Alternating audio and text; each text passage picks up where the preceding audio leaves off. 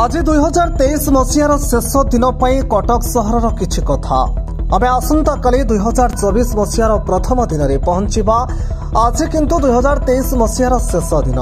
ए शेष दिनटी रविवार छुट्टी दिन पड़िथिबारु कटक सहर बालीजात्रा पड़ियार विभिन्न स्थान में बालीजात्रा पड़िया मध्य कटक इन कटक पड़िया कटक सहर विभिन्न अंचल पाखापाखि अंचल जनसाधारण माने बड़ भोजी करने सहित महानदी में बोटिंग मजा नेबाई कटक सहर बोटिंग क्लब ठाणे लंबा धाड़ी और कटक सहर जोब्रा स्थित नौवाणिज्य संग्रहालय को बुलिबा और देखिबा पई उक्त नौवाणिज्य संग्रहालय सम्मुख में लंबा धाड़ी लगी रही।